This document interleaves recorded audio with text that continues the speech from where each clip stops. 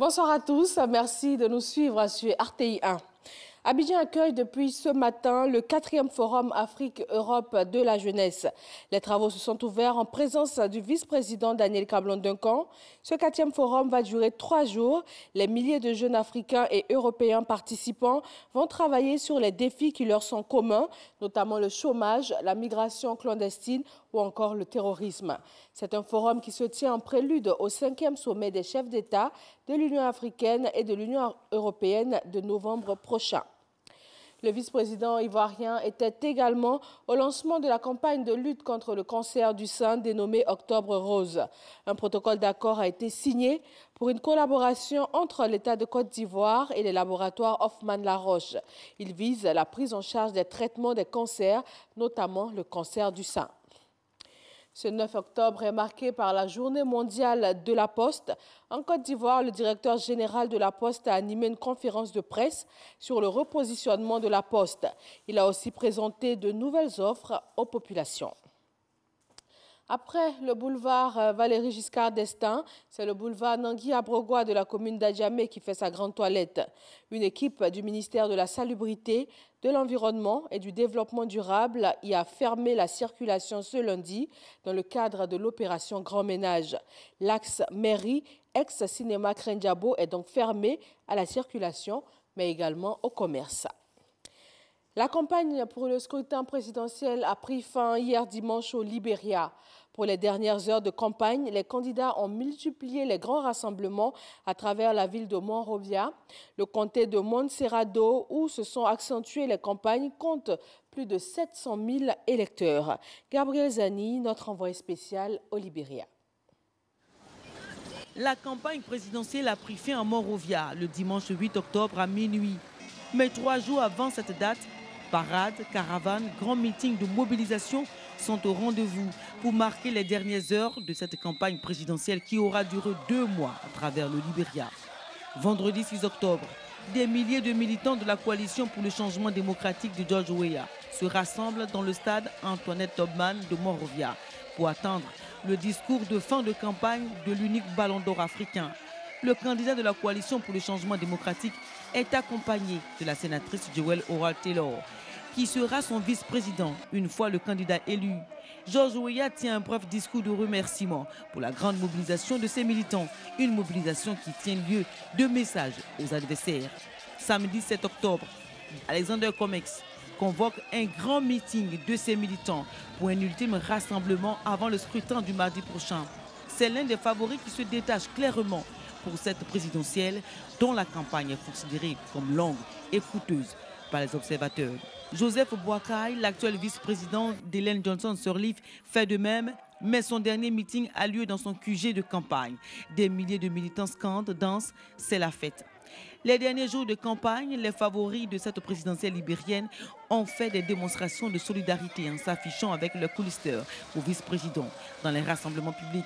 Mais ces rassemblements sont surtout des démonstrations de force dans le comté de Montserrado qui compte plus de 700 000 électeurs sur les 2 200 000 inscrits sur la liste électorale. Dans le comté de Montserrado, chaque vote pourrait faire la différence entre gagner et perdre la présidentielle. En République démocratique du Congo, 22 personnes, dont une femme, ont été égorgées dans le territoire de Beni, au nord Kivu. Les rebelles ougandais ont également attaqué plusieurs positions des forces armées de la République du Congo. Pourtant, depuis des mois, la région avait retrouvé une certaine accalmie, notamment grâce aux opérations conjointes menées par l'armée et la MONUSCO. Plusieurs campements ou bases des rebelles avaient été démantelés. Le prix Nobel d'économie a été attribué ce lundi à l'Américain Richard Thaler de l'Université de Chicago pour ses travaux sur les mécanismes psychologiques et sociaux à l'œuvre dans les décisions des consommateurs ou des investisseurs. Il a montré comment certaines caractéristiques humaines, comme les limites de la rationalité et les préférences sociales, affectent systématiquement les décisions individuelles et les orientations des marchés.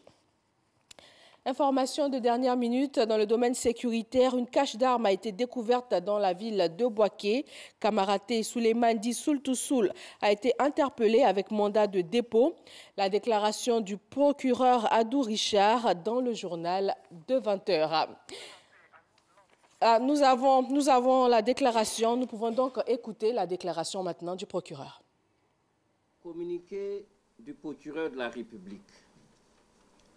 Dans la nuit du 11 au 12 mai 2017, des armes de guerre neuves, dissimulées, ont été découvertes dans une villa sise au quartier Beaufort, dans la ville de Bouaké. Les enquêtes immédiatement ouvertes ont permis d'établir que la villa abritant cette cache d'armes est la propriété de M. Koné Kamaraté Souleymane, responsable du protocole du président de l'Assemblée nationale. Des experts en armement ont été commis à l'effet d'évaluer ces armes et d'en déterminer l'origine. On conclut que cette cache d'armes contenait plus de 6 tonnes de diverses armes de guerre et de munitions, notamment des lance-roquettes, RPG-7, mitrailleuses lourdes 12.7, fusils d'assaut AK-47, bombes mortiers, etc. La présence d'une telle quantité d'armes de guerre dans cette villa est surprenante, d'autant plus que les autorités civiles et militaires avaient enjoint en 2012, dans le cadre du processus de désarmement, démobilisation et réintégration DDR, toute personne détentrice d'armes de guerre de les déposer à l'autorité pour le désarmement, la démobilisation et la réintégration des ex-combattants ADDR. En outre, une décision du Conseil national de sécurité en date du 2 octobre 2013, avait expressément exigé que toute arme détenue de manière illégale soit mise à la disposition de l'état-major général des armées. Les enquêtes ont également révélé que des personnes avaient été informées de l'existence de cette arme dans la villa de M. Koné Kamaraté Souleymane et invité à aller se servir. Ces enquêtes ont établi qu'un grand nombre de ces armes avaient leur chargeur déjà garni de munitions, donc prêtes à l'emploi. Il ressort des éléments de l'enquête que la détention et la dissimulation de ces armes de guerre de manière illégale et ensuite leur mise à disposition visaient la déstabilisation de l'État. Dans le cadre de ces enquêtes, plusieurs personnes, dont M. Koné Kamaraté Souleymane, ont été entendues. Au regard de la gravité des faits de détention, d'entreposage, de cession d'armes de guerre et de munitions de première catégorie, ainsi que de complot contre l'autorité de l'État, fait prévu et puni par les articles 3 et 5 de la loi numéro 98-749 du 23 décembre 1998 portant répression des infractions à la réglementation sur les armes et substances explosives et l'article 159 du Code pénal, M. Koné Kamaraté Souleymane a été interpellé ce lundi 9 octobre 2017. Une information judiciaire avec mandat de dépôt a été ouverte contre lui et toute autre personne concernée. Fait à Abidjan le 9 octobre 2017, le procureur de la République.